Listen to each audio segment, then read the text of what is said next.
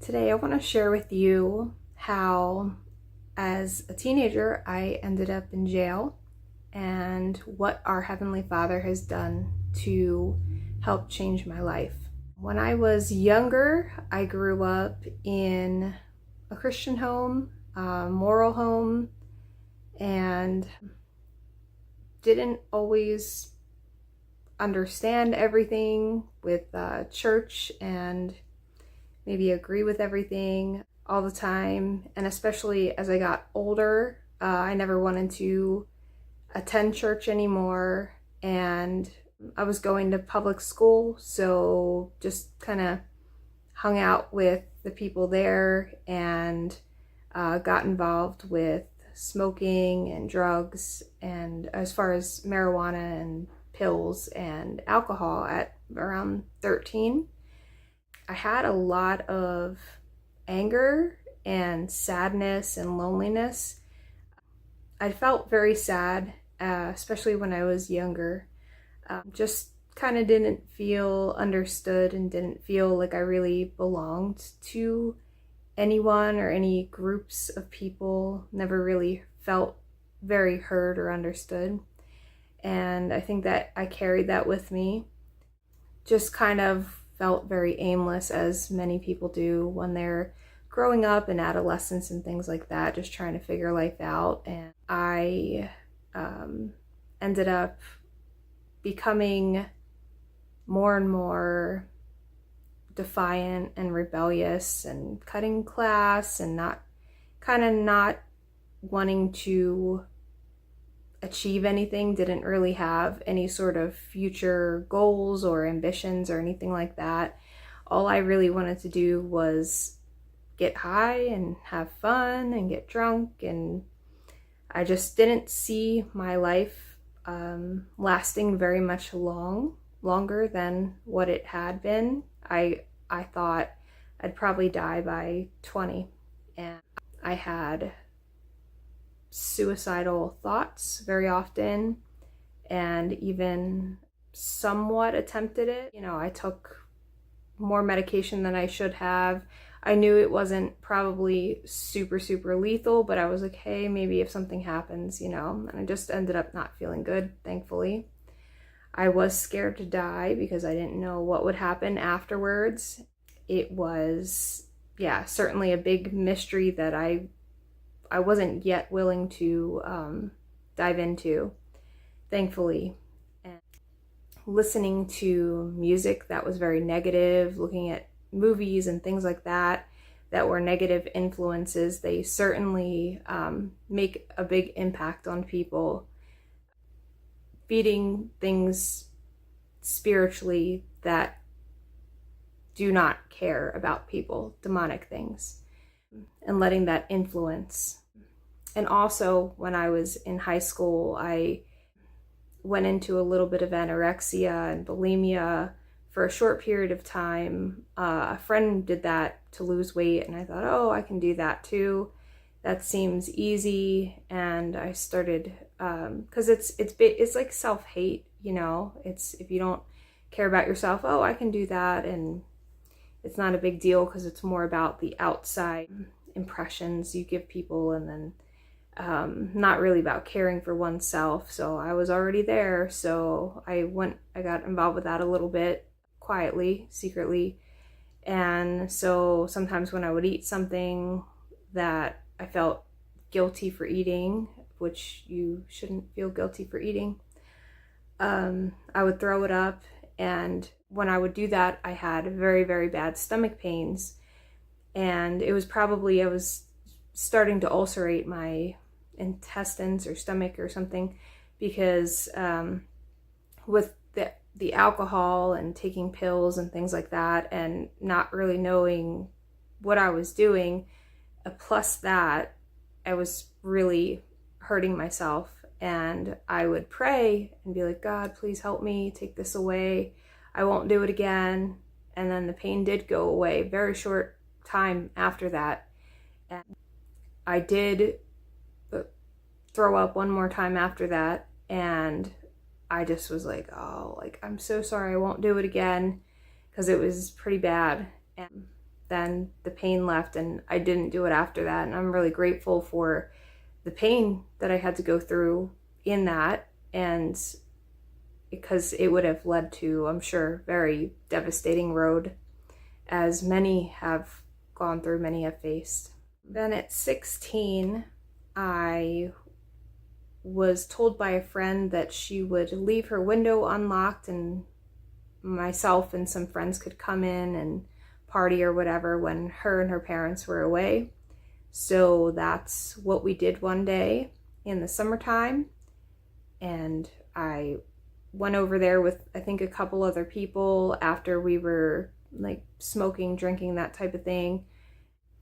We didn't know that her neighbor was supposed to be watching out over the house when they were gone, and we turned the lights on at nighttime, and of course the police were called, and we ended up all arrested, and I got a drug test, urine test, and ended up staying overnight in a holding cell. Saw the judge. The judge told me that I had to go to the juvenile county jail for, I think, a long weekend, like 3 or more days. I think it was like a holiday weekend.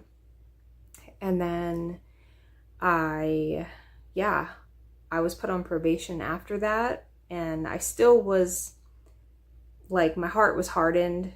It wasn't like, oh, I need to change. It was kind of like, I guess this is kind of my life type of thing. I had a lot of anger involving my parents and things like that.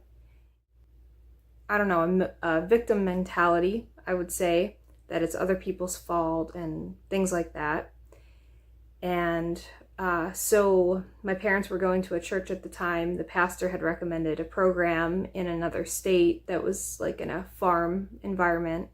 The terms of my probation were I couldn't be late to school, I had to get above a certain grade average, I couldn't fail any drug tests, things like that.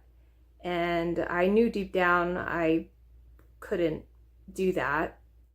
The consequences were, if I violated any of it, I would go to the prison up like maybe a couple hours from me that was known to be very, very tough for juveniles.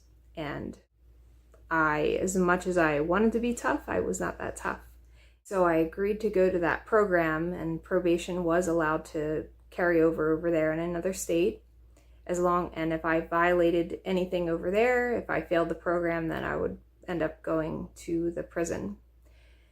So I went there with the mentality that maybe I'll change a little bit and I'll just try to stay out of trouble, but I still planned on smoking weed and hanging out with the same people and sort of doing the same things, just try not to be as much of a disappointment. So that was kind of what I was thinking. When I went up there, I thought people were very friendly, and I thought maybe they're just like fake or something because they seem a little bit too friendly. We had pretty strict rules and a lot of structure, which was good for me. I needed structure. And I think most of all, it was a place where I could get away from my environment that was influencing me, and that I had some time to just kind of think a little bit more for myself. About the first month that I was there, there was a point where I was just sitting on like a deck area with my counselor. We weren't even talking. I hadn't really changed at all in my mentality or anything like that.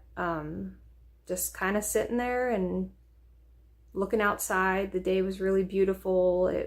The puffy clouds in the sky, blue sky, really green grass, mountains in the background, like really picturesque. And I was just kind of taking that in.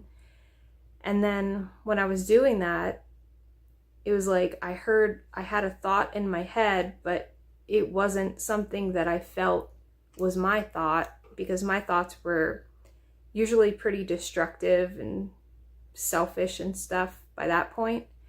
It was a fatherly voice, and I believe it was the Father through his Spirit showing me the truth. And he said, you have to change your life. You're gonna die. And I was like, in my head, I responded, and like, I don't know how to do that. Like, the only fun I know of anymore, I was like raising myself in that for the last several years, was getting high and drunk and just hanging out with those type of crowds and all that stuff. And I heard him say, look out there. Do you believe I created all that? All the beautiful scenery that I was taking in, the mountains and everything. He said, do you believe I created all that? And I said, yes. And he said, if I'm big enough to create that, I'm big enough to give you a new life. And I said, okay. Like, I accepted that, I believed it, and I was willing to just let the Creator do what He wanted in my life. I didn't know what that would look like. I didn't do anything to deserve this. I didn't do anything as far as like, I wasn't like, reading my Bible and stuff before that diligently, and like, I was just me. And He loved me. He met me where I was. And like, immediately after that, I just knew I had to read the Bible. Like, I just knew it. And I knew that I had to pray to Him like He was real. Not like, oh God, get me out of this one. Do me a favor. Like, almost like I'll put the prayer in like a coin in a gumball machine, and then I'll get my treat after, or something like that. It was like, this was like, treat me with respect. Like, I care about you. I'm listening. I hear you. That type of thing. Don't treat me the way you were treating me before. See me as for who I am. And after that, I kind of kept it to myself for a bit, and I started reading the Bible, and it was like, things just like came alive. It was like, because it's a living word, it's His word, it's what He wants us to know about Him. I was able to really grow from that tremendously, and like, my whole mentality changed.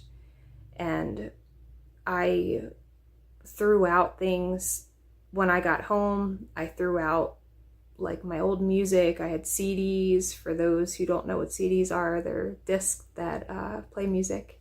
And I threw those out because they were just so negative and bringing me down. I didn't have a desire for them. Like, I had no appetite for anything like that. I looked around and inspected my room to see if I had any hidden like drugs, cigarettes, anything like that. I made sure every little thing was thrown out of that type of thing that I normally would very carefully hide and store and whatnot.